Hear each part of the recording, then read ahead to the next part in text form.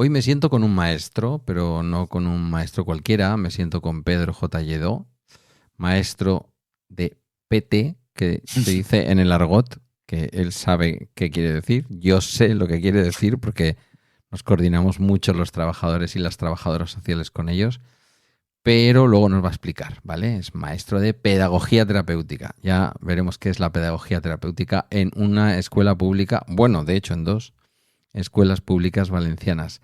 Esas que llevan ya días en huelga indefinida mientras miles de docentes, 60, 70.000, no sé si alguno más, están llamados a la huelga, llenan las calles de Valencia de camisetas verdes.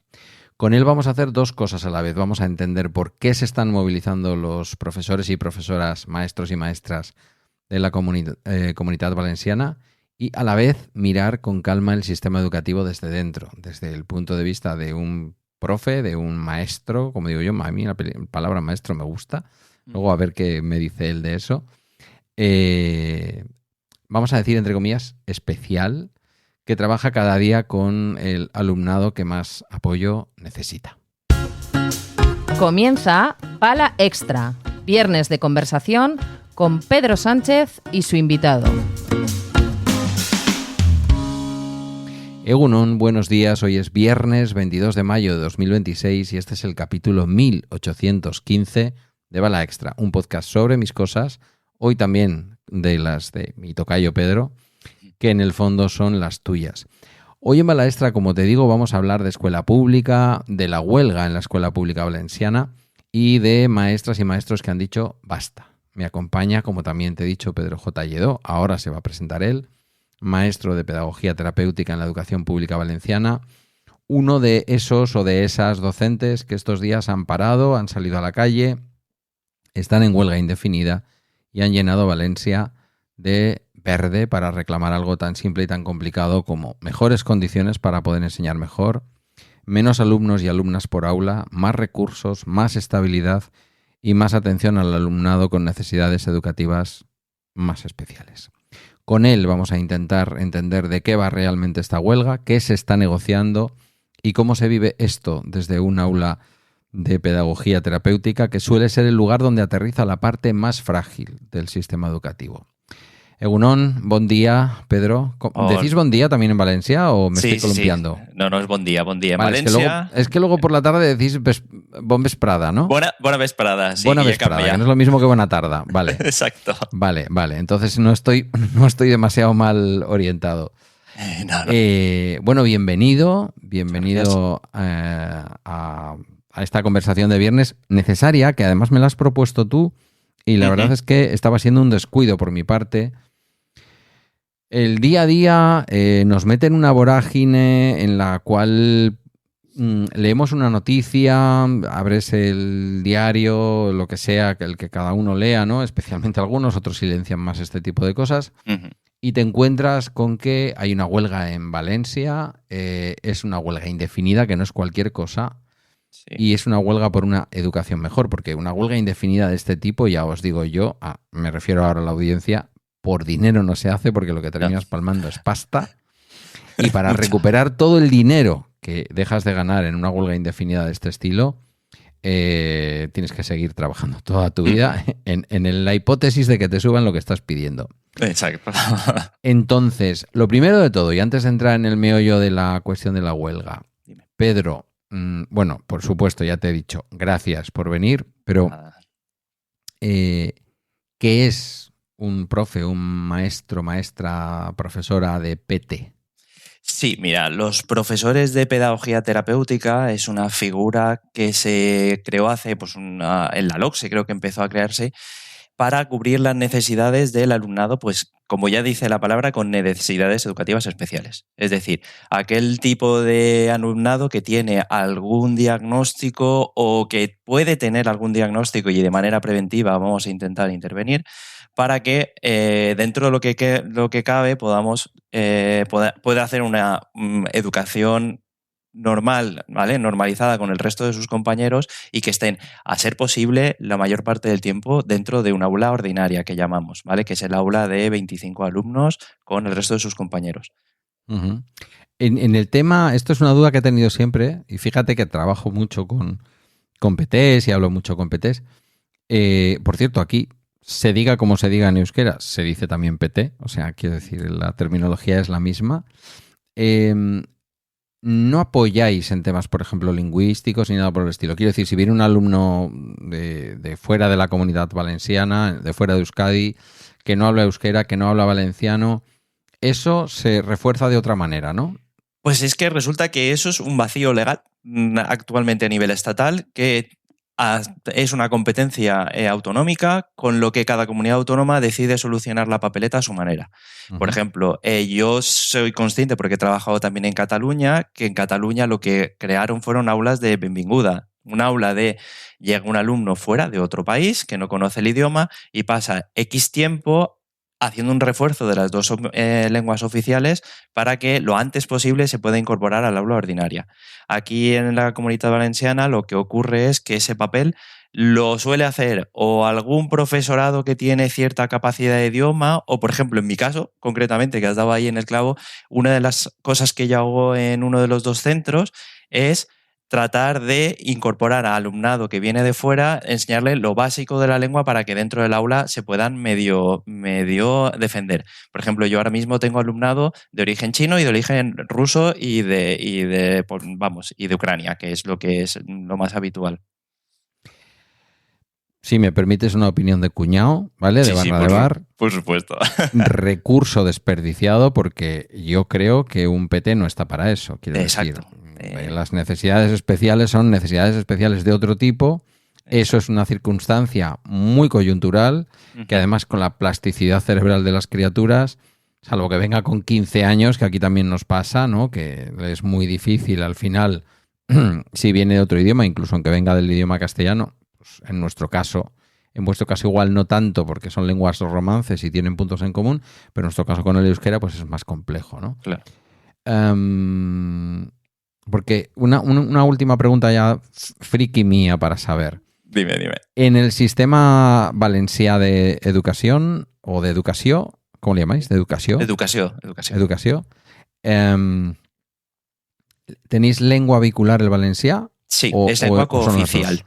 Mira, uno de las problemáticas que se están luchando en la huelga es el tema de la lengua, ¿vale? Aquí en Valencia, por circunstancias históricas, la lengua valenciana es lengua cooficial, pero en un momento se hizo una ley en la que habían ciertas zonas que eran de predominio lingüístico castellano y que por alguna razón no se dedica el esfuerzo suficiente para que esa gente aprenda la lengua cooficial.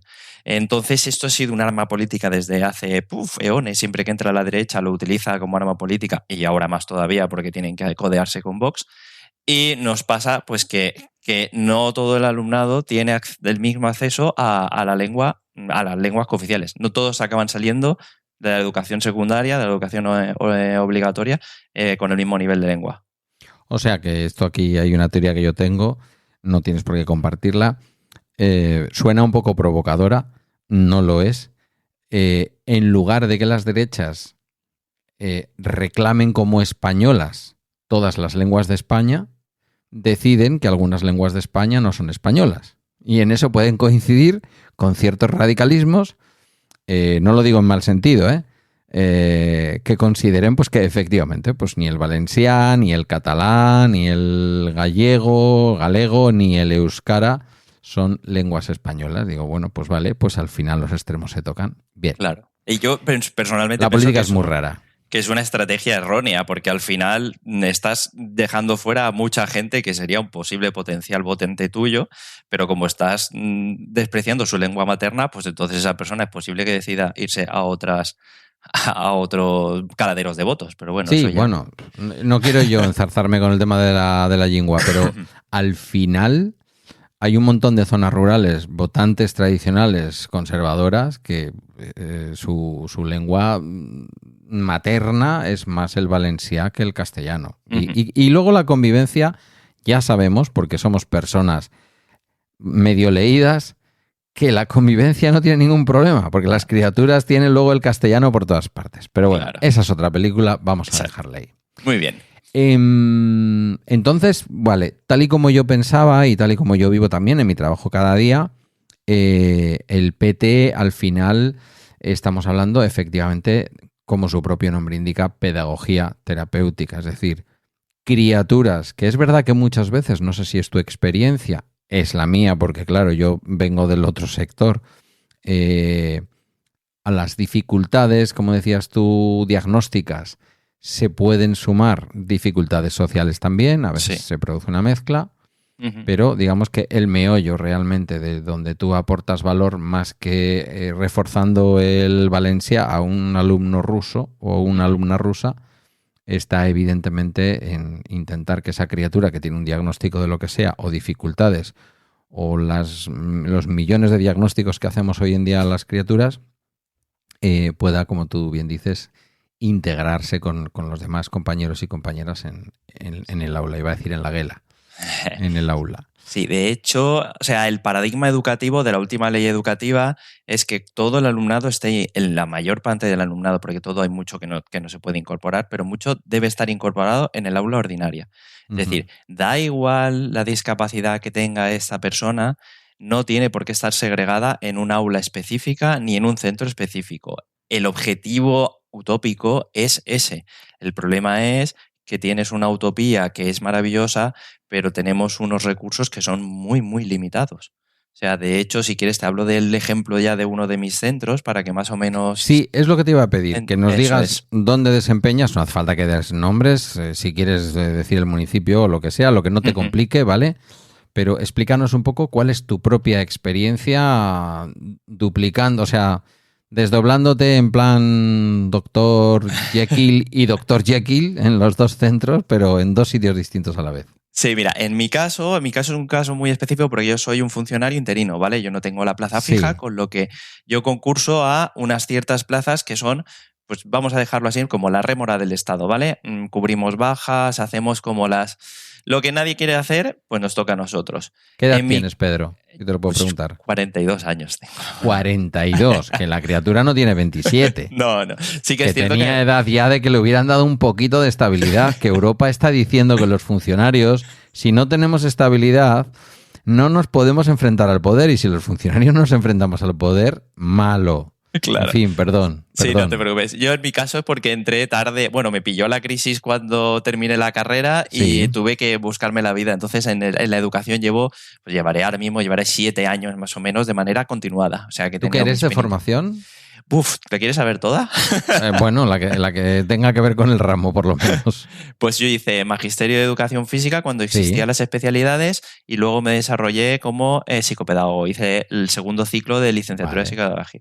Vale, lo suyo para ser PT. Exacto, sí, exacto. Vale. Pues mira, uno de los casos concretos, ¿vale? No tengo problemas en decir nombres, de hecho yo creo que les estarán muy agradecidos de que lo diga. El centro en el que yo trabajo, ¿vale? En uno de ellos es el CEIP, ¿vale? El Colegio de Educación Primaria de Infantil Pare Català de Valencia. Este centro es un centro de 3 líneas. ¿Qué quiere decir? Que es un centro que tiene 450 alumnos solamente en primaria, ¿vale? Entre los 450 alumnos diagnosticados a principio de curso, habían 58 alumnos con necesidades educativas especiales. Para jugar, di más o menos cuántos PTs piensas que hay en el centro. Teniendo en cuenta que te divides, ¿estás tú y otro o tú solo? No, que va. Hay un poquito más, pero a principio de curso el número maravilloso que teníamos de PTs eran 4,5, ¿vale? Eran 4 estables y yo era ese medio. Claro, eso nos da un ratio de tener a más de 10 alumnos, me pegarán algunos deslices en la lengua porque normalmente hablo en valenciano en el tema educativo y entonces la cabeza me Suéltate, el valencià es una lengua que entendemos en la intimidad, o sea que tú dale. Pues mira, el ratio aproximado son como unos 11-12 alumnos por profesor. Si yo tengo un alumno que necesita un soporte continuo dentro del aula porque ese alumno por sí solo no se puede desarrollar, ¿cómo puede un profesor dividirse entre 11? Es imposible. Sí, es lo que quería decir porque a mucha gente le puede parecer, hombre, si son solo 11 chavales y chavalas para ti. Claro. Estamos hablando de criaturas que a veces necesitan el 80% de tu jornada a full. Eso es. Y si contamos que yo, por ejemplo, me encargo únicamente de un ciclo, o sea, me encargo de los 3 cursos de cuarto de primaria, ¿vale? Que tendré unos 6 alumnos con necesidades educativas. Mi jornada laboral, como soy medio PT, son 2 días y medio. Hay 2 días y medio que mis alumnos no están siendo atendidos y tiene que ser la profesora que está con los otros 25, bueno, 24 en estos casos si tienen reducción de ratio, o alguien que venga de soporte, quien haga ese soporte. Este año hemos sobrevivido porque, gracias a Dios, siempre tenemos a alguien de prácticas que viene de magisterio y esas pobres personitas que vienen a aprender al final acaban haciendo la faena que deberíamos hacer los profesores titulados, que es un problema, la verdad. Sí, porque claro, evidentemente los compañeros y compañeras que dan clase regular, vamos a decir, en las aulas regulares, no tienen la especialización que tú tienes. Evidentemente que habrá gente ahí que tendrá 35 años o 40 años de galones y sabe perfectamente cómo tratar con un alumno con necesidades especiales, pero que sepa tratar dentro del aula. Yo también es que me voy a Guela, lo siento. Uh-huh.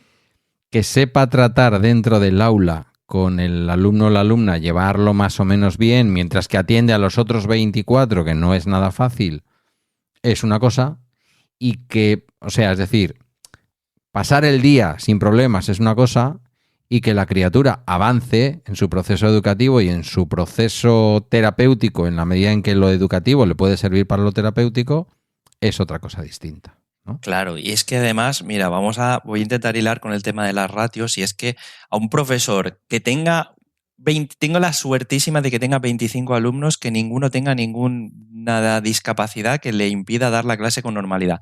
Da igual, porque esos 25 alumnos son 25 almas que tienen 25 cabecitas, 25 inquietudes, y es muy difícil llegar a esas 25 personas. O sea, es muy difícil. Los alumnos que éramos antes, en los años 90, que los profesores tenían otro talante y nosotros teníamos otro talante, no son los alumnos que hay ahora. Los alumnos de ahora están educados de una manera distinta, tienen otra forma de ver el mundo, y lo normal es que tengan unas inquietudes y una necesidad de interacción totalmente distinta. Entonces, ya con ese simple pensamiento, mucha gente debería pensar que 25 alumnos en una aula es demasiado. Se nos va de las manos. O sea, los profesores estamos en huelga porque se nos está yendo de las manos. O sea, hay gente que, bueno, yo es que esto viene de lejos, pero la gente está diciendo ya, no puedo más con mi trabajo, estoy pensando en cambiar de oficio. ¿Vale? Un oficio que es muy vocacional, que es el de educación, porque es que esto, por mucho que cobremos, que es lo que dice la gente, que cobramos mucho y que tenemos muchas vacaciones, es un trabajo muy duro. O sea, la gente sale de los centros y acaba derrotado. Yo, ¿qué te voy a decir? O sea, puede parecer que lo digo por dorarte la píldora o por decir, o por ideología, o por apoyar la huelga que estáis manteniendo. Yo doy fe. Doy fe. Primero, doy fe porque nosotras también entramos en las aulas. Yo no entro en las aulas, pero he coordinado un equipo de educadoras sociales que entraba en las aulas. Incluso llevando a cabo talleres, que eso sí, muchas veces los he diseñado o los he organizado yo, muy en relación a la resolución de conflictos, derechos humanos, bueno, una serie de cosas, ¿no? Trabajamos mucho desde los trastornos alimentarios hasta pues cómo resolver conflictos dentro del aula, este tipo de cosas. Y al final, un día que es como un día de fiesta, porque cuando vamos esa hora y media es como una fiesta, porque no van a dar matemáticas, no van a dar ciencias naturales, lo que sea que le toque a cada uno o a cada una, a veces es muy difícil. Y van 2 educadoras sociales a la vez. Y a lo mejor permanece la profesora o el profesor en el aula a la vez. A veces no es adecuado y no permanece, pero a veces es adecuado y permanece.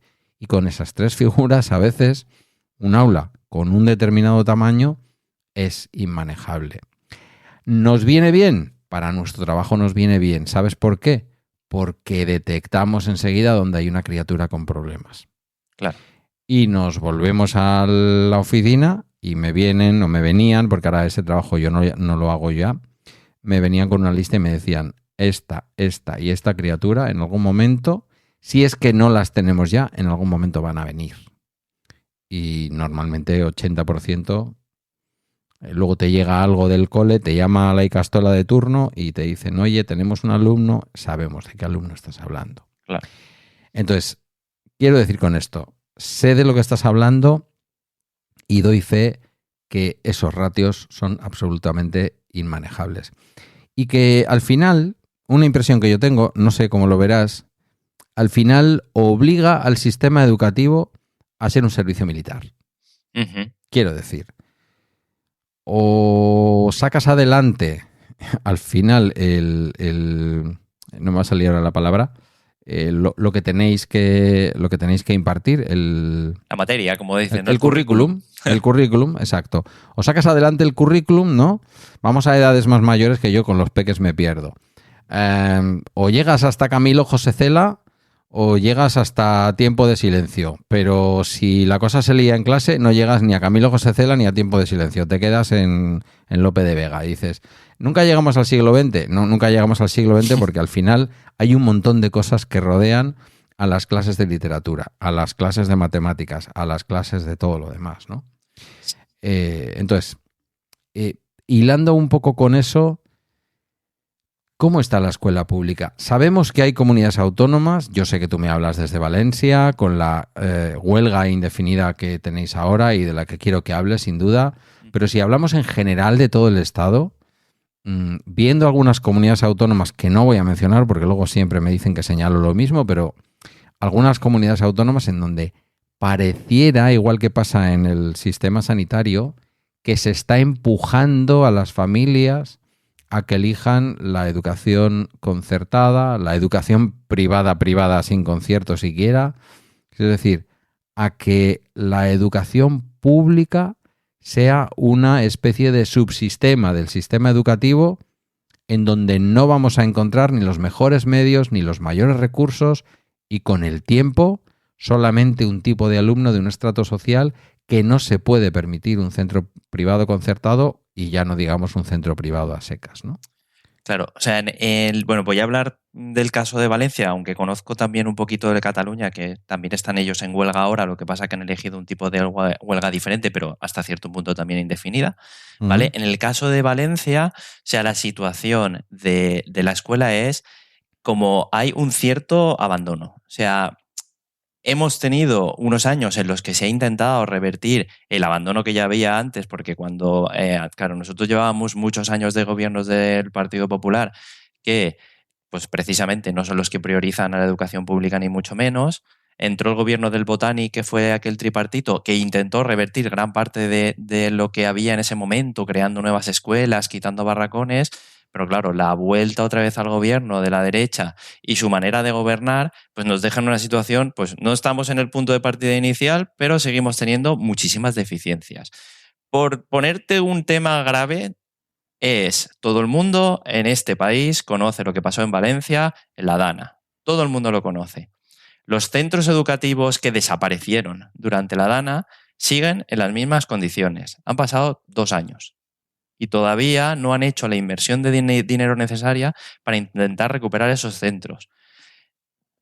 El alumnado, ¿Y a dónde va ese alumnado? Claro, ese alumnado lo que se ha hecho ha sido pues, hacer campas de barracones en donde dan clase en barracones que, ahora te diré, no están tan mal por unas cosas que vienen de los otros centros, pero eso no es una manera digna de estar en la educación. O sea, hay gente que ha tenido la mala suerte de vivir la pandemia y de justamente llegar al instituto y que su centro educativo haya desaparecido y esté todo el bachillerato dentro de un barracón, que es lo que le está pasando a la gente que está ahora que se examina de la PAU. Entonces, eso es una cosa significativa de la manera en que se lleva el mantenimiento de los centros educativos de la Comunidad Valenciana, ¿vale? Faltan centros escolares a punta pala. Y eso que hay muchos concertados, pero por ejemplo, tenemos la suerte de que la cantidad de centros concertados que hay aquí se suelen ubicar en las grandes ciudades. No hay muchísimos centros concertados, por ejemplo, religiosos. Sí que pueden haber alguna cooperativa privada de profesores que ha decidido hacer un centro en una zona rural, pero lo normal es que esos sean centros públicos.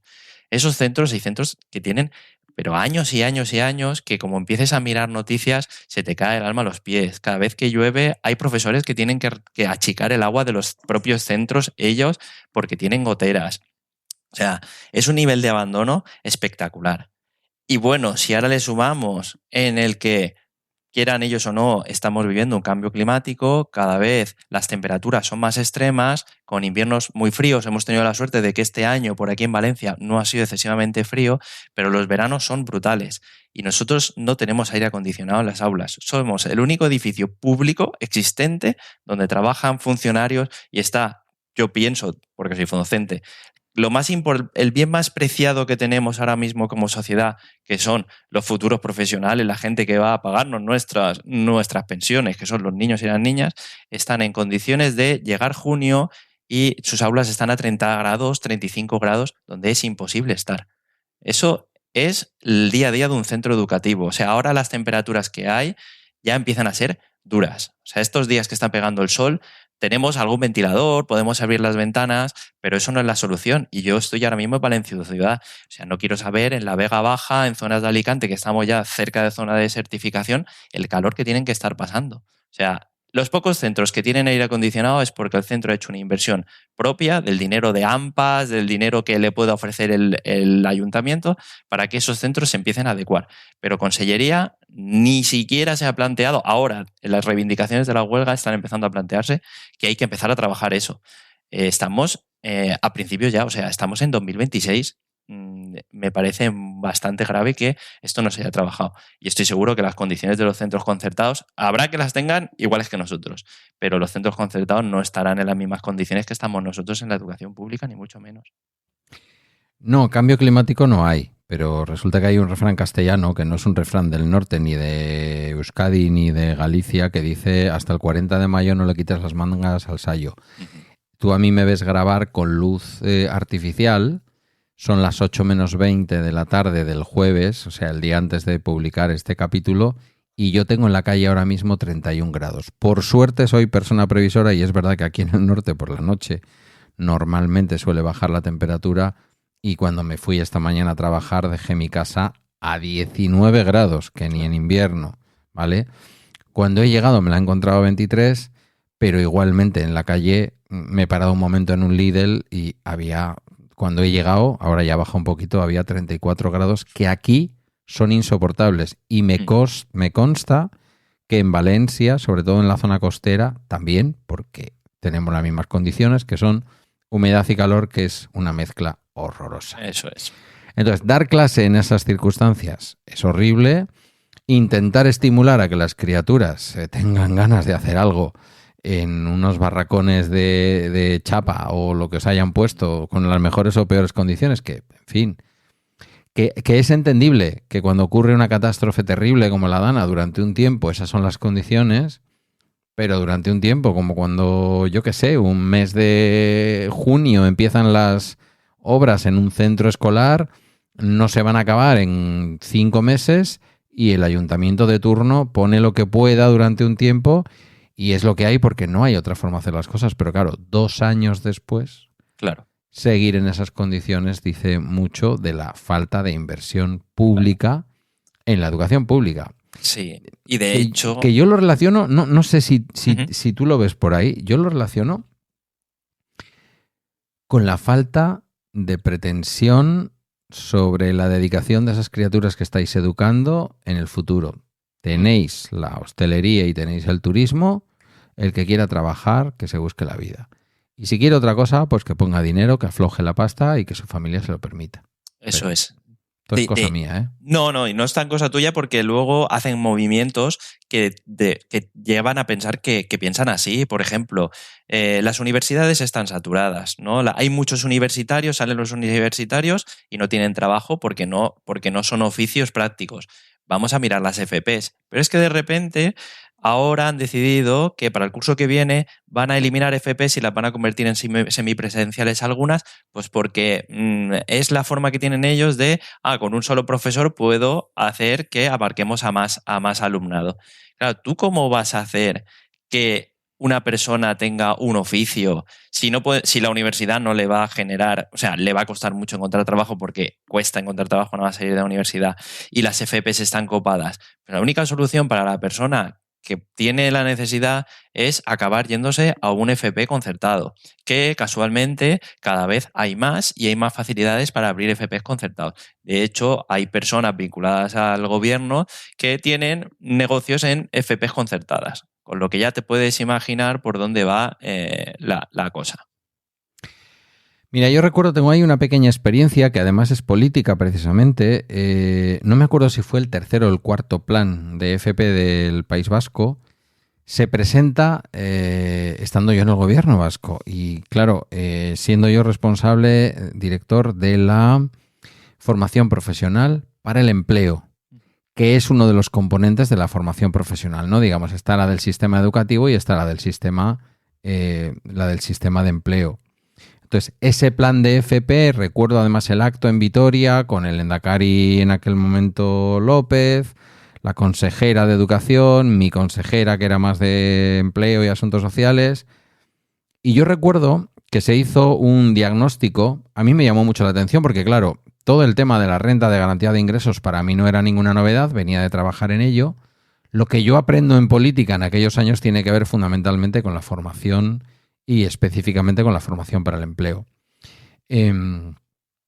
Cuando hacemos el diagnóstico, cuando los técnicos y técnicas del gobierno hacen el diagnóstico, presentan una pirámide de las cualificaciones en donde se ve que en Euskadi hay la población tiene, digamos, un reflejo estadístico dibujado, no sé cómo decirlo ahora.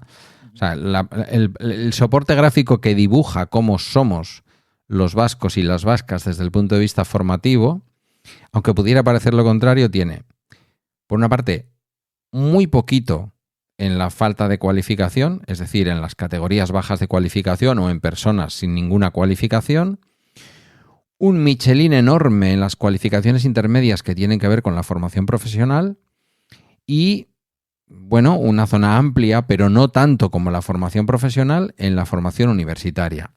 Alguien podría pensar, aunque todo el mundo sabe que Euskadi es un país muy avanzado, tal y cual, pero alguien que no conozca o que no sea conocedor o conocedora de la fama de Euskadi como un país tal, podría pensar, pues os faltan alumnos de la universidad, os falta, claro. Recuerdo que la comparación era con Alemania y la resiliencia que tiene el sistema de empleo alemán frente al desempleo.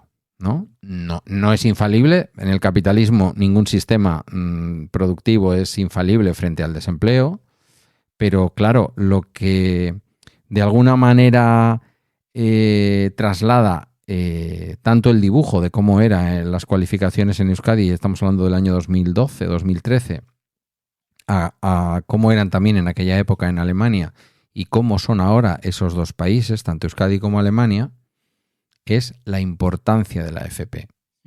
Y no de cualquier FP. O sea, aquí vamos a respetar todas las profesiones, pero sabemos que donde más dinero se gana y donde más riqueza se atrae a un país, pues tiene más que ver con lo que se hace en una comarca, por ejemplo, como la del Bajo Deba, donde yo trabajo, en donde se trabaja la máquina herramienta, se está trabajando el metal para la automoción, se está trabajando el metal para todas las empresas aeronáuticas de la Gran Aquitania, de la zona del sur de Francia, cerca, pues desde Toulouse hasta Burdeos, que está ahí pegando con la frontera española, porque hay un montón de FPs públicas, la antigua escuela de armería de Eibar, la escuela, la Meca que llamamos de Elgoibar, el Instituto de Máquina y Herramienta del Goibar también, que aunque es verdad que es una experiencia público-privada con el Grupo Mondragón y tal, pues es un centro básicamente público. No puedes comparar eso con una escuela de hostelería, que también las tenemos, una aquí en mi pueblo y magnífica. Claro, puedes formar grandes chefs, pero una de las cosas que forman mucho en las escuelas de hostelería es gente que acaba sirviendo mesas en restaurantes, y eso en la Comunidad Valenciana, en Alacant, en Valencia, en Castelló, tiene un sesgo muy concreto. Ni los salarios son los mismos, ni las pensiones después son las mismas, ni la riqueza para el país tiene el valor añadido que tiene estar posicionado con Alemania, Italia, Francia como clientes en el ámbito del metal. Yo sé que España es diversa, que no todas las partes tienen que hacer lo mismo, que el ejemplo de Euskadi no tiene por qué servir para Valencia, ni mucho menos, pero tenemos que tener claro que sin una FP de calidad, las empresas no tienen a quién contratar, no hay tejido industrial, si no hay tejido industrial nos entregamos solo a los servicios y si nos entregamos solo a los servicios estamos vendidos. Porque luego llega un COVID, luego llega un... Egipto se pone de moda, es más barato, Croacia se pone de moda, es más barato y no ha ido mal a España en los últimos años en el turismo. Pero si vienen de esas, a ver de qué va a comer la gente. Claro, de hecho, el ejemplo del COVID es muy significativo. O sea, la ciudad de Valencia, durante el COVID, fue referente mundial porque Valencia principalmente está rodeada de huerta. Uh-huh. Hay una huerta productiva muy grande. Y claro, nosotros no tuvimos falta de productos de primera necesidad, de alimentación, porque alrededor de Valencia había mucha huerta productiva de la que nos podíamos alimentar.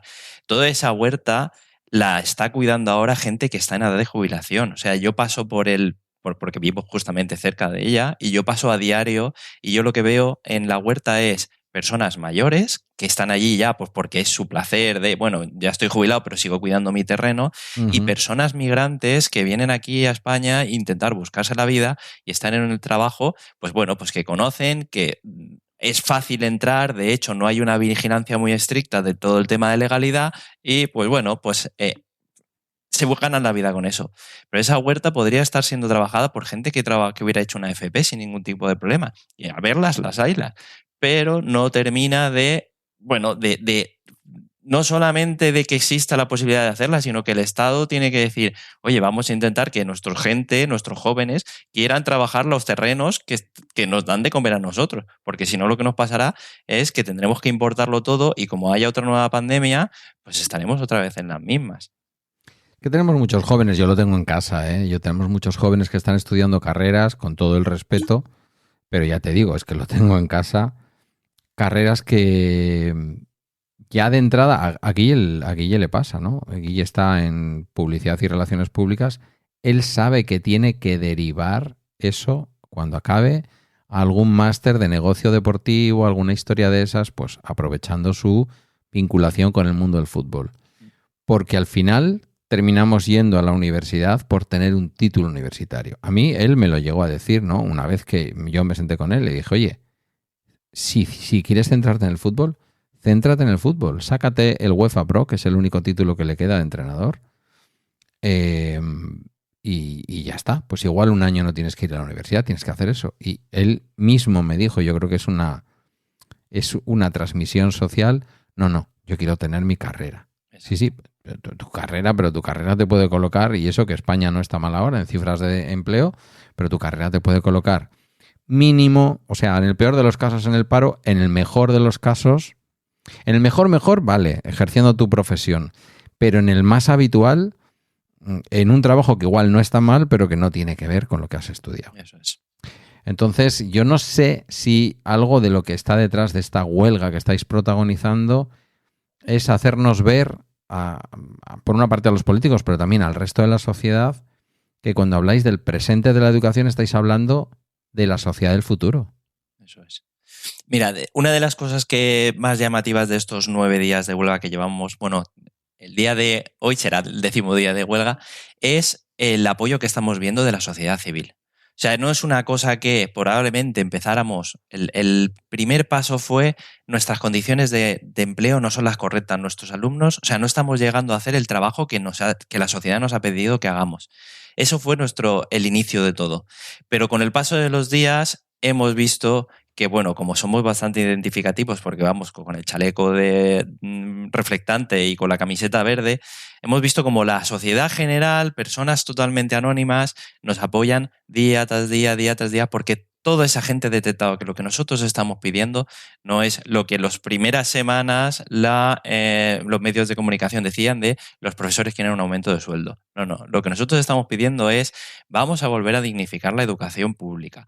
Vamos a intentar que las condiciones de la educación sean cada día mejores. Intentemos apostar a futuro a algo mucho mejor. No queremos lo mínimo. Vamos a intentar que esto sea algo de continuo y que sea realmente un motor para que la sociedad en donde vivimos sea cada vez mejor. Entonces, si queremos tener un futuro como sociedad, lo que tenemos que hacer sí o sí es que nuestros niños tengan una vida digna, una educación digna. O sea, a mí me sorprende la manera en la que muchos adultos se olvidan de sus primeros 16, 18 años de vida, que es el tiempo que han pasado en la educación. O sea, todo el mundo recuerda a un maestro o una maestra con mucho cariño, mucho amor. Todo el mundo sabe lo importante que es eso, pero luego cuando tienen que intentar defender o ver que las condiciones en las que se están llevando a la juventud o los niños se están educando, se les olvida. O sea, entra algún tema de político de no, esto es una manifestación de izquierdas y entonces se les nubla la visión. Y una de las cosas que yo realmente estoy como más contento de lo que ha ocurrido estos días es que compañeros y compañeras que en un principio pensarías esta persona quizá no, pues por su forma de pensar no entrará a participar en la huelga.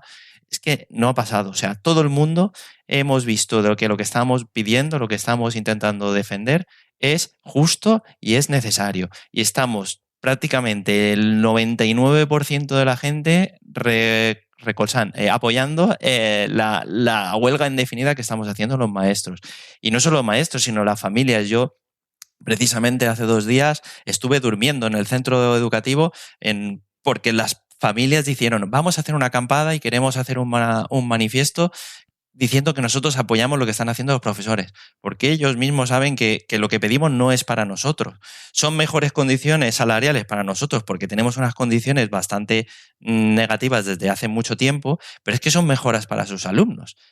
Y hay una reflexión que les hago siempre a la gente, pero vamos a ver, ¿tú quién quieres que sea el profesor o la profesora de tus alumnos? ¿Una persona que esté bien pagada y que esté implicada o una persona que esté allí porque no tenga otra cosa que hacer? O sea, los que estamos aquí, el trabajo que hacemos es tan duro que por mucho que digan que tenemos muchos meses de vacaciones y un sueldo espectacular, que si quieres luego hablamos del sueldo porque a mí me gusta ser totalmente transparente en este tema, la persona que está aquí lo hace por vocación. O sea, a nosotros nos gusta educar a los niños y sabemos que todo lo que hacemos, cada esfuerzo tiene un rédito al final.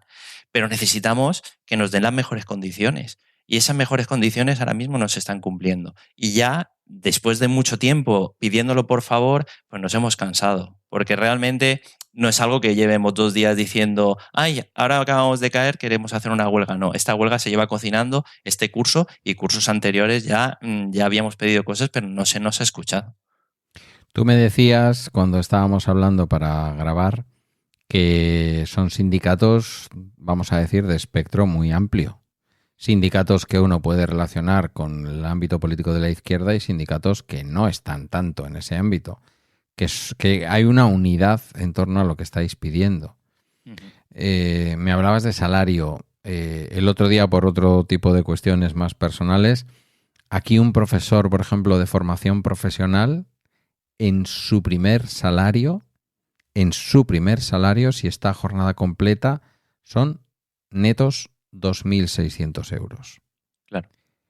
En comparación, nosotros... ¿De qué estamos hablando en Valencia? Claro, mismo ejemplo, formación profesional, que no es lo mismo que como un profesor de secundaria, uno de formación profesional.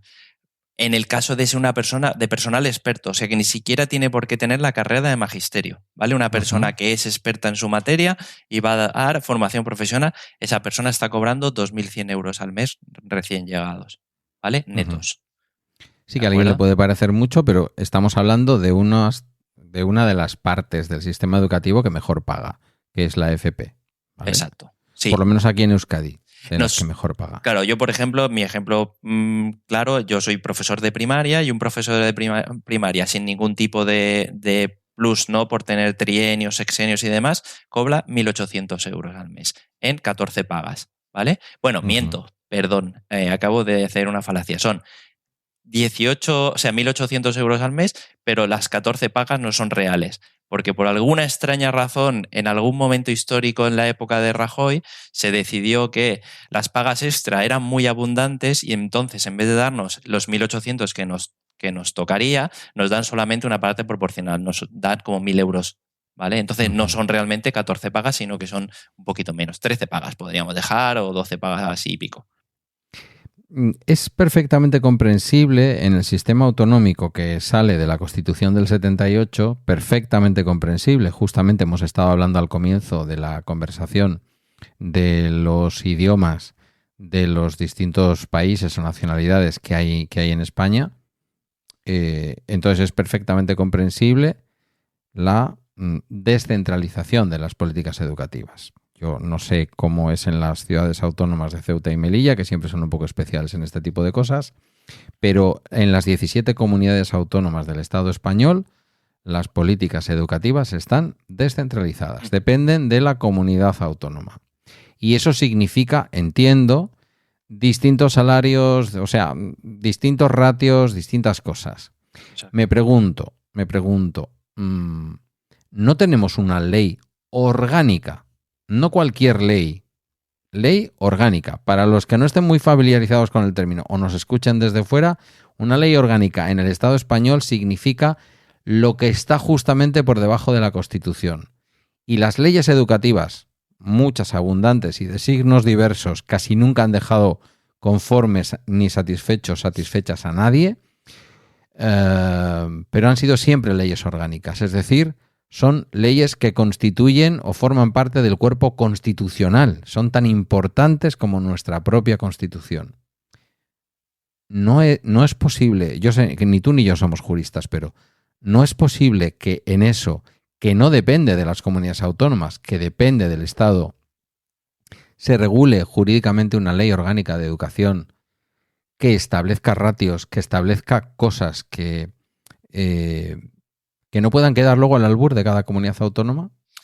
Pues ojalá, porque, a ver, yo la verdad es que mi talante es bastante autonomista, o sea, me parece bien que el Estado esté descentralizado porque el café para todos no funciona, pero sí que es cierto que, claro, que hayan diferencias tan significativas entre distintas comunidades autónomas, se generan unos agravios comparativos bastante graves. O sea, nosotros tenemos el caso de que Castilla-La Mancha está aquí al lado. Castilla-La Mancha está muy cerca. De hecho, tenemos compañeros que han venido de Castilla-La Mancha a trabajar a Valencia, pues porque han pedido el traslado, por lo que sea, porque tenían los requisitos, lo que fuera. En Castilla-La Mancha, que está aquí al ladito, tienen sueldos 300 euros por encima de los nuestros. ¿Vale? Entonces, eso es un agravio comparativo porque, por suerte o por desgracia, la España vaciada no tiene los precios de vida que tienen las zonas costeras. O sea, nosotros en el País Valenciano, la Comunidad Valenciana, estamos sufriendo por lo que sufre el resto de zona costera. Y es que los precios de la vivienda, por ejemplo, no paran de subir y ya empieza a ocurrirnos lo que le ocurría a Baleares, que Baleares no tiene profesionales porque no le sale rentable irse a vivir a Baleares. Porque ¿para qué me voy yo a ir a vivir a Baleares a trabajar de maestro si no me puedo pagar la vivienda? Si me sale a pagar trabajar allí. Pues aquí empieza a haber gente que o tiene una situación privilegiada o no le sirve, o sea, no le sale rentable ser maestro. Y una sociedad que no protege que sus profesores, sus maestros puedan tener una vida digna, es que esa sociedad no va a funcionar. Es que no va a funcionar en ningún momento. Sí, es lo que estamos hablando. Al final hablamos del presente, pero estamos en realidad proyectando lo que va a ser el futuro. Yo diría que con eso tenemos un buen diagnóstico de cómo están las cosas, pero ¿qué es exactamente lo que estáis pidiendo en este momento? Pues mira, como has comentado tú antes, ha sido histórico la primera vez que todos los sindicatos se reúnen. Sí que es cierto que hubo uno de los sindicatos de más talante de la derecha que ha llegado en el último momento, no vamos a decir nombres, pero ellos ya saben quiénes son, ¿vale? Los sindicatos se han unido con una serie de medidas que son sí o sí algo que queremos estudiar.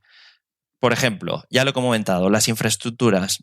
Tenemos que revisar todas las infraestructuras educativas porque pasa algo tan grave como que centros educativos que se supone que tienen que recoger alumnos de todo tipo de condición no son accesibles, no tienen ascensores, no tienen nada. Y ocurre que hay centros que a lo mejor hay un alumno que se rompe una pierna y tiene que venir su padre o su madre, coger al niño en brazos y subirlo al aula, ¿vale? O que sus compañeros tienen que ayudarlos a bajar porque no tienen un ascensor para poder hacer algo tan básico como tener su propio derecho a la educación, que lo pone en la Constitución, ¿vale? Por ejemplo, entre otras cosas, el tema de las ratios. Las ratios ya hemos hablado que eso hay que reducirlas sí o sí. O sea, los alumnos de ahora no son los alumnos que eran antes. Entonces, las ratios tienen que bajar para que podamos dar una educación de calidad. No se hace mucho. En una de las primeras manifestaciones, de huelgas que hicimos a principio de curso, un compañero se cruzó con un holandés. Y el holandés le preguntó, ¿por qué estáis protestando? Dice, bueno, pues estamos protestando, por ejemplo, por las ratios, porque tenemos unas ratios de un profesor cada 25 niños. Y el holandés se puso las manos a la cabeza y dijo, ¿pero cómo es eso posible si nosotros tenemos un profesor por cada 12 alumnos? ¿Vale? Es una comparación. Claro, y luego comparamos los resultados de España en el informe PISA. Exacto. Luego, cada vez tenemos más diversidad. Todo el mundo estamos de acuerdo que debemos incluir cada vez más. La ley dice que hay que incluir a todos los alumnos en el sistema educativo sin segregar. Vale, pues tienes que poner recursos, amigo. Si no hay más profesores por aula para que podamos cubrir eso, lo que estás haciendo es saturar el sistema. Eso hay que modificarlo. De alguna forma hay que incorporar más profesorado. No se incorpora más profesorado porque evidentemente no tienen intención de ampliar las plantillas. Pero las plantillas es obligatorio que en algún momento se sienten y digan, necesitamos 3.000 profesores más para cubrir. Creo que en la Comunidad Valenciana ya hay unos 7.500 centros públicos. Pues tienes que meter fácilmente 3.000 profesores más para hacer apoyo a todos esos alumnado que tienen necesidades educativas, porque si no se van a quedar sin cubrir y vamos a mantener la misma situación en la que estamos. Luego, el tema burocrático. Yo entiendo que los gobiernos necesitan que todo esté en papel porque si hay cualquier problema, si viene un juez y tiene que solucionar algo, eso tiene que estar escrito. Pero lo que no puedes hacer es que toda la burocracia recaiga en el profesor, que no solo tiene que prepararse sus clases, sino que tiene que hacer informes de evaluación por triplicado, porque hay que hacer un tipo de informe de una manera, luego un tipo de evaluación de otra manera, tal y cual.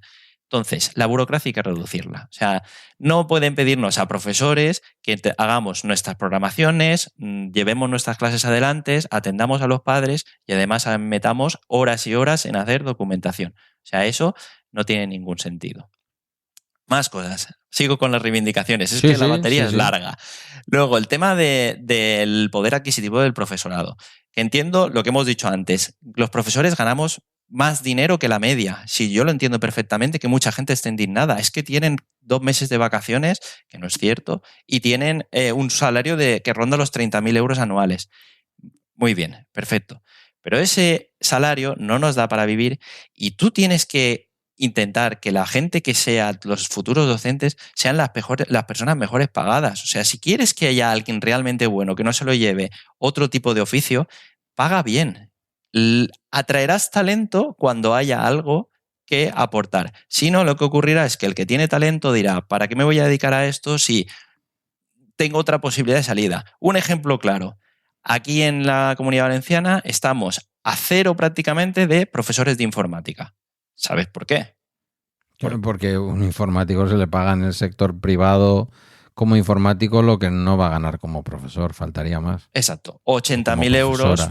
80.000, 50.000, 70.000 euros anuales, un profesor no lo va a ganar nunca, aunque tenga cargos ni nada por el estilo. Entonces, esas cosas las tienes que pagar. Y una cosa que yo creo que no se luchó en su momento, pero ahora para nosotros, porque hemos aprendido con el paso de los tiempos, es fundamental, es el sueldo de los profesores tiene que estar vinculado a las subidas del IPC. O sea, eso es básico. No puede ser que seamos el único cuerpo, probablemente cualquier empresa privada, cada vez que hay una subida de IPC, te suban el salario, porque si no, cada día pierdes poder adquisitivo. Pues nosotros, desde el 2010, nos llevamos sin ningún tipo de aumento y además no se ha vinculado el IPC, con lo que todos los años somos un poco más pobres. Y eso no es justo. O sea, lo que va a pasar es que dentro de 4 días pues vamos a estar en la misma situación. O sea, no tiene una solución si no lo vinculamos, ¿vale? Por ir concretando y por ir acabando. El último de los temas así más polémicos es el tema de la lengua, ¿vale? Aquí el tema de la lengua, como hemos comentado, es un arma arrojadiza. Un arma arrojadiza para los gobiernos que les interesa. Entonces, la lengua no tiene que ser un conflicto. O sea, no debe serlo nunca. ¿Por qué? Porque lo que a ti te interesa, además, está demostrado, es que una persona bilingüe tiene luego muchas más posibilidades de encontrar empleo y además tiene un coeficiente intelectual más desarrollado, porque tu cerebro se desarrolla mejor cuando eres bilingüe y trilingüe y cuatrilingüe. Entonces, no puede ser que sea una voluntariedad lo siento mucho, de las familias decidir si van o no van a aprender, si sus hijos van o no van a aprender una lengua. O sea, eso no debería ser así, porque ocurren situaciones grotescas como la que está ocurriendo este año. Este año les han permitido a las familias votar si querían que los hijos fueran de lengua castellana o lengua valenciana. ¿Qué ha ocurrido? Que en los sitios donde hay un cierto conflicto se han generado guetos, que era algo que se había solucionado antiguamente. La gente que votó a la lengua castellana es la que por desconocimiento, por miedo, por lo que sea, han pensado que vamos a hacer que nuestros hijos sepan muy bien la lengua castellana, y los que entienden que es importante que sepan la lengua valenciana han votado lengua valenciana. Y se generan guetos. Aparecen situaciones en las que tienes aulas con mucha más diversidad cultural, con muchos más conflictos que las otras aulas que son de lengua valenciana, que es una cosa que ya se había solucionado. Que antes era todo el mundo hace el mismo recorrido según lo que diga el proyecto educativo de centro. No son los padres los que deciden, es la comunidad educativa. Y eso han generado ellos un conflicto con una ley que se han inventado que llaman libertad educativa, que ya sabes tú que esta gente el concepto de libertad lo utilizan, lo manosean para lo que quieren. Y lo único que ha generado es una problemática que no existía. Pero además algo muy curioso. Y es que resulta que en los sitios de lengua valenciana donde había lengua castellana, han pedido lengua castellana, se han generado aulas de lengua castellana, pero mira por dónde, en los sitios donde han pedido lengua valenciana y son territorios eminentemente castellanos, no han aparecido aulas de valenciano. Claro, si tú das la opción de elegir, pero luego no pones los recursos, pues lo que ocurre es que se genera pues, una situación anómala que no favorece al alumnado en ningún momento. ¿Vale? A lo mejor es que no estáis pidiendo las cosas bien. A lo mejor deberíais de pedir clases de tauromaquia. Pues te puedo asegurar que algún que otro concejal y algún que otro diputado estarían muy encantados de que apareciera por ahí. De hecho, hubo un desliz de que se incluyera la tauromaquia como evento extra en los colegios. Lo que pasa es que Vox se salió del gobierno. Sí. O sea, lo estaba diciendo en bromas. No. Pero veo que esto es más delirante que un programa de Monty Python. Sí, exacto. O sea, Vox estuvo gobernando un tiempo con el PP antes de que hubiera el conflicto aquel de... Bueno, de hecho, el vicepresidente era torero, ¿no? Eso es. Torero. Sí, era torero, exacto. Bueno, ex-torero creo que no se puede ser, que es torero para toda la vida. Exacto, sí. Pues esas son las reivindicaciones a grosso modo, ¿vale? Y eso es lo que nos ha sacado a la calle. O sea, ese es realmente el inicio de todo lo que está ocurriendo ahora, que son 9 días seguidos de huelga. O sea, bueno, gracias a la consellera estoy tomando más el sol que nunca, ¿vale? Porque estamos día tras día haciendo movilizaciones, un día una manifestación, otro día una concentración, y esto no va a parar hasta que se sienten a negociar en condiciones, porque nos han pasado cosas grotescas. O sea, han llegado a sentarse los sindicatos con el gobierno y han dicho, oye, este es nuestro acuerdo, un acuerdo que, que era papel para el baño, ¿vale? Si lo queréis, firmad y desconvocar la huelga, si no, se acabó la negociación. Amigo, o sea, esto no funciona así. El que pone las normas no es el gobierno, el que pone las normas es el sindicato, que por eso tiene a la gente movilizada en la calle. ¿Sabes? Claro. Si nada de esto ocurre, si esto no se resuelve, más allá de qué pase con la huelga, que eso no te lo voy a preguntar, ¿qué le espera a esta generación? ¿Qué le espera a dentro de 20 años, a dentro de 15, 30 años a la Comunitat Valenciana y a cualquiera de los territorios del Estado español donde hay precariedad en el sistema educativo público?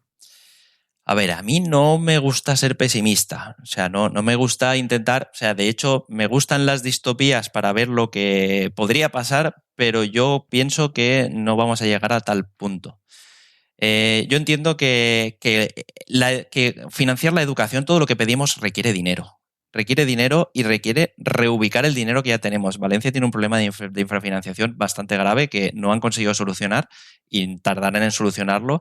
Entonces, ¿qué va a ocurrir si no cambia nada? Bueno, pues lo que va a ocurrir es que poco a poco, pues por un lado, pues los profesores seguiremos ahí porque hay mucha gente que estamos ahí por vocación, que sufrimos mucho, pero te puedo asegurar que yo estos días de huelga me pasa por el centro y mis alumnos han venido a darme un abrazo y a mí se me caen las lágrimas por no estar con ellos.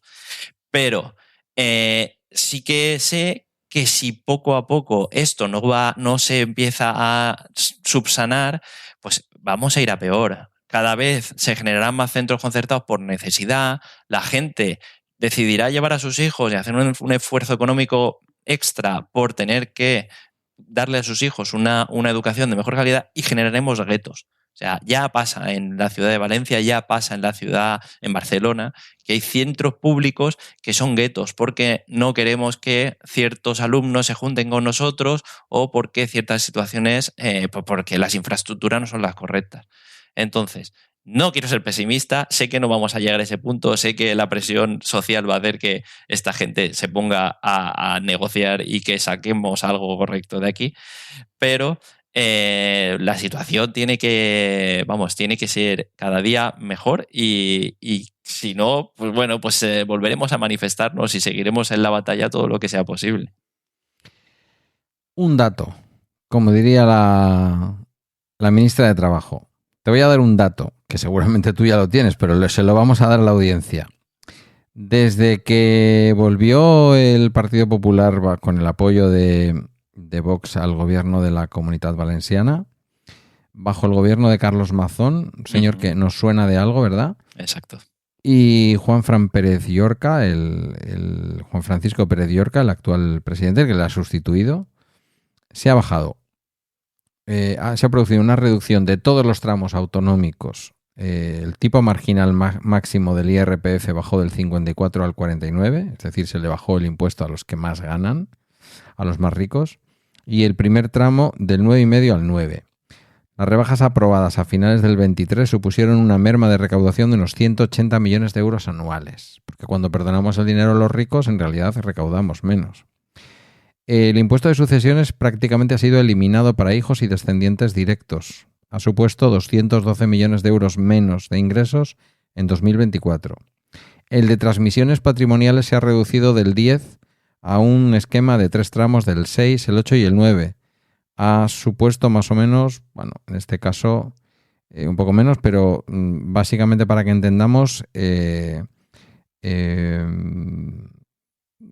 varios millones. No tengo aquí la cifra exacta. No quiero lanzar una cifra que puede ser incorrecta. El impuesto de patrimonio, el mínimo exento ha subido de 500.000 euros a 1 millón de euros, beneficiando a 14.000 contribuyentes. 14.000 contribuyentes que tenían un patrimonio de más de medio millón de euros. Ahora ya duermen tranquilos porque empiezan a pagar impuesto de patrimonio cuando se tiene más de 1 millón de euros.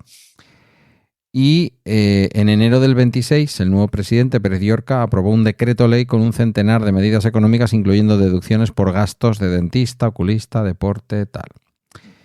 Es decir, que al final, cuando tú reduces los impuestos a los que más deberían pagar los impuestos y recaudas menos, te quedas sin dinero para hacer este tipo de políticas. Este tipo de políticas u otras, pero desde luego este tipo de políticas. Igual es incompatible perdonarles la vida a los que más tienen con no perjudicar la vida presente y futura de niños y niñas que parten de una situación a lo mejor de mayor desventaja o que simplemente apuestan por la educación pública, que tampoco hace falta ser... Yo, en mi caso, lo digo siempre porque luego si no parece que soy un hipócrita. En mi caso, Guillermo fue a una Icastola, que es una cooperativa de padres, que al final es educación privada concertada, sin duda, con, como lo queramos vestir, con un sesgo izquierdista de país tal y cual, pero al final gente con dinero que llevábamos a nuestras criaturas a un centro que tiene como problema principal, y llevan años trabajando, Guillermo ya salió, que no hay diversidad suficiente. Fíjate tú lo que te digo, ¿eh? Y además como un problema serio, que la ikastola de Galdakao o la ikastola de Guzkibegi se ha tomado muy en serio, es decir, la falta de diversidad del propio centro. Porque yo en mi trabajo lo veo, y el otro día he recibido a una mujer de origen marroquí, me ha pasado también con alguna persona, alguna familia de América Latina, que cuando la comisión de escolarización de nuestra zona, al llegar la criatura al pueblo, le asigna un centro escolar y ese centro es privado concertado, porque nuestro pueblo tiene 16.000 habitantes, pero hay 2 centros privados concertados, el pueblo donde trabajo, vienen a pedirte ayuda porque en uno de ellos el comportamiento es un poquito más así, pero en el otro, por lo que sea, sale mucho más caro que estudiar en la escuela pública, ¿vale? Claro. Algo que hay sentencias que dicen que no puede ocurrir, pero está ocurriendo. Entonces, que tengamos claro que el refugio para muchas familias es la escuela pública. Una escuela pública que se ha dicho muchas veces es para muchas familias y para muchas criaturas, niños y niñas.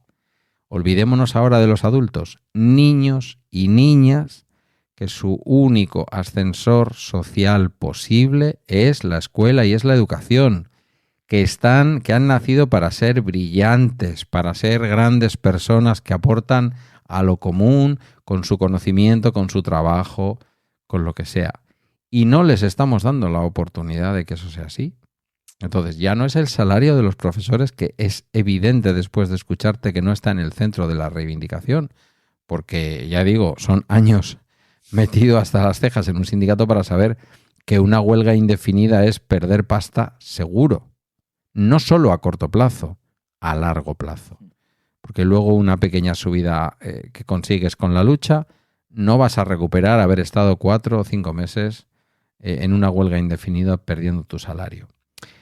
Entonces, no lo sé, me gustaría que la audiencia participe, que en la comunidad en Telegram se genere, sabes que hay más compañeros, pues me estoy acordando, ¿no?, de un compañero director de un, creo que director todavía, no se lo he preguntado últimamente, de un instituto en Marbella.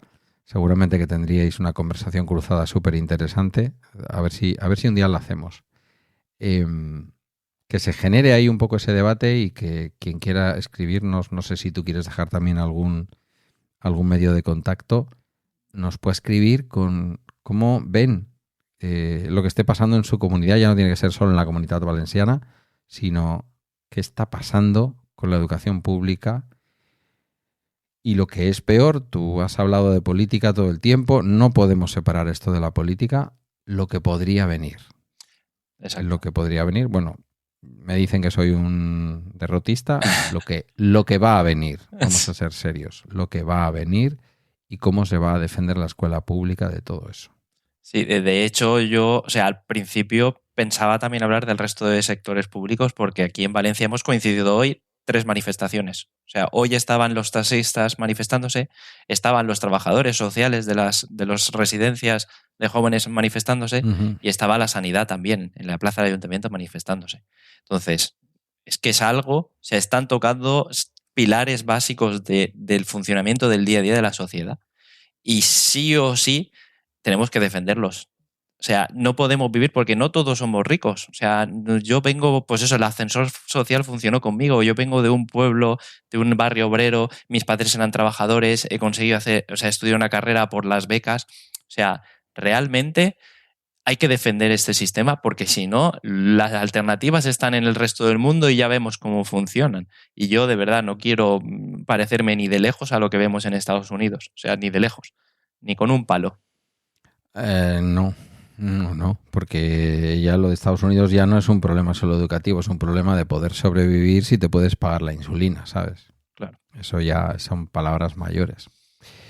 ¿Quieres dejarnos algún ¿Quieres dejarnos algún medio de contacto? A ver, yo creo que ¿Un con... correo? Pues mira, mi O si quieres a través mío, no hay ningún problema. Sí, si no sí, quieres eso... exponer... No, porque es que realmente no tengo un usuario así público, porque hubo un momento, en el momento de locura máxima de Elon Musk se ha vuelto loco, cerré Twitter, he intentado así como reducir mi exposición. Ahí fuimos al unísono.